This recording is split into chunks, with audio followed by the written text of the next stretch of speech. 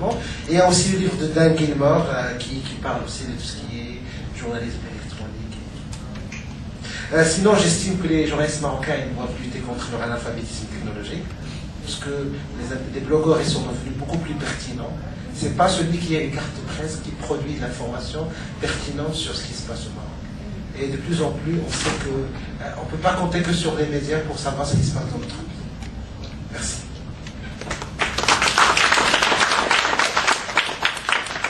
Thank you, Rachid.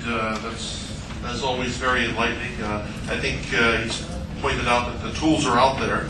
I think one of the things that we didn't get to see is the distinction between having raw video up on the web as opposed to the contrast with the Zaimi report that you're seeing here, which is... Je vous montre juste Zaimi. Ils disent que les gens, les citoyens, c'est eux qui ont... C'est que... Juste ça sur Zaimi.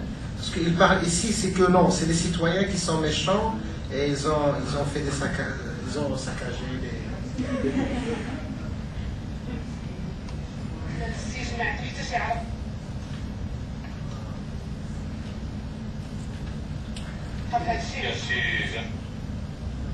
Et ça, je pense que c'est le top de l'intoxication. C'est une télévision qui vous dit que bon, les gens ils sont méchants. Surtout une télévision publique.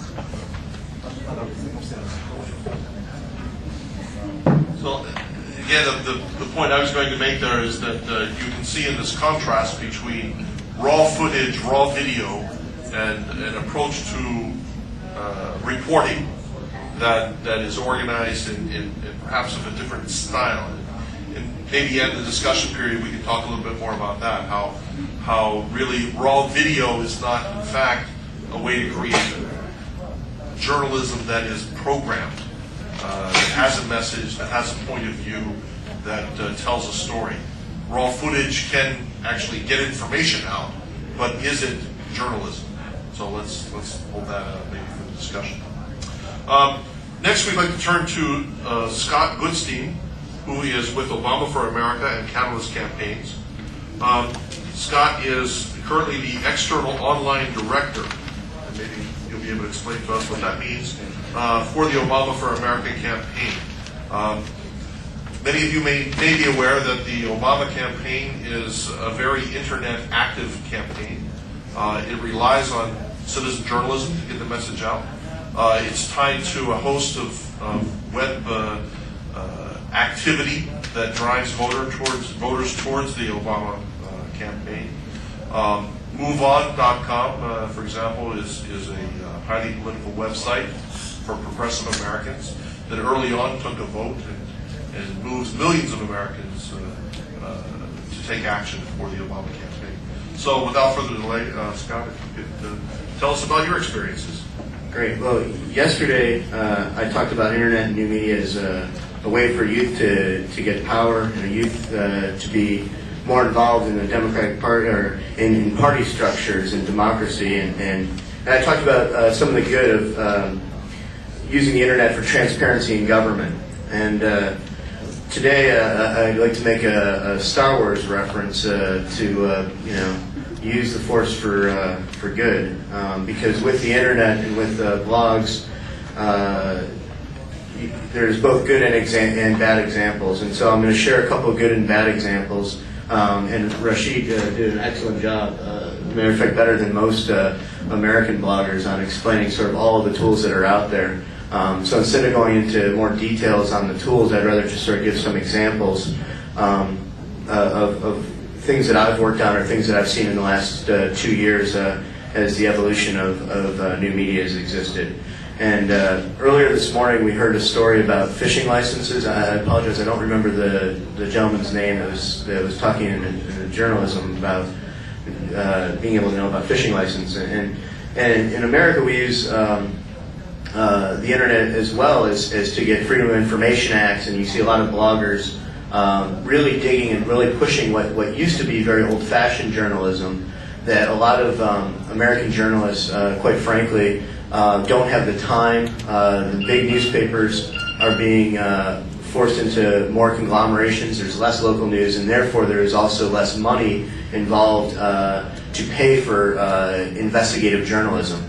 And so bloggers have really sort of filled that network where a research person in their free time can go and spend time on wikis and go and spend time digging into problems within our U.S. government that, quite frankly, has filled a great void in what was classically quality journalism in our newspapers. Again, this is partially my opinion and as well partially the reality of corporate takeover of Gannett and a couple other major publishing companies closing down local newspapers and getting rid of investigative journalism divisions. So I'll give an example of, does everybody in here know who Wesley Clark was? He's a Supreme Allied Commander of the U.S. forces. He ran for president. And there's a blogger named John Aravosis. He runs a blog called America Blog. And just, he registered a website, a URL, got the blog. And he was upset that you could buy on the internet personal cell phone records. And so he thought this has got to be a break of privacy. I signed up for my cell phone with AT&T or Verizon or one of the cell phone companies, but I didn't say that they could give my cell phone number out or all the data of who I call on my cell phone.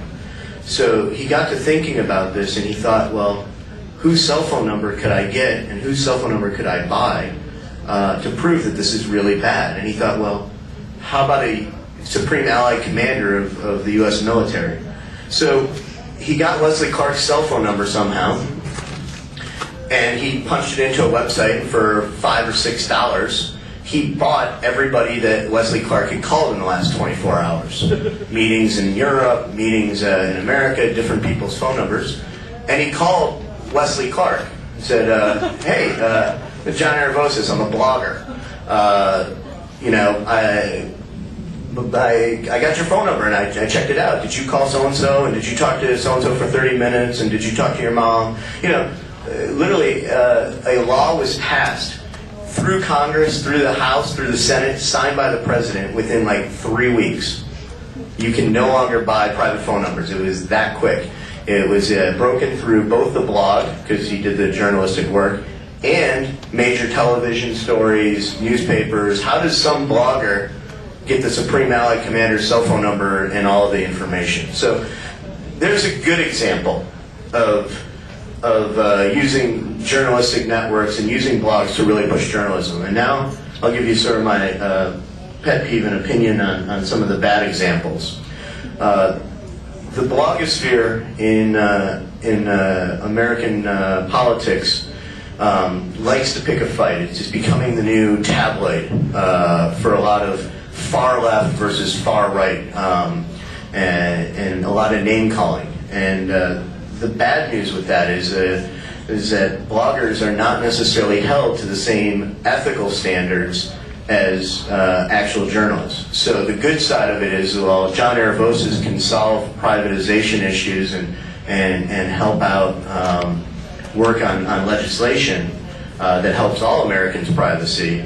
The bad side of it is when bloggers make completely fictitious stories. I've read on Indie Media, an independent news website that's every state in America has their own version of independent media. indiemedia.org is their websites. That they photoshopped, took a photo and made a tank, a U.S. military tank going down the streets of L.A. and said, oh, look, the Americans are invading L.A., downtown Los Angeles. And, while that's silly and a practical joke or whatever, it discredits all stories that now, and all the investigative stories that are now happening in indie media. So if I want to quote indie media in a campaign when I'm lobbying a member of Congress, they're going to say, well, indie media, that's the site that has tanks rolling down downtown LA or downtown New York, and these are silly kids. The internet is basically bringing up new freedom of the press issues on a constant basis. Is anybody in this room familiar with Josh Wolf? Even the U.S. American citizens. Well, we got one that sort of knows Josh Wolf. Josh Wolf was held in a U.S. prison for an entire year. He's the longest journalist, if you will,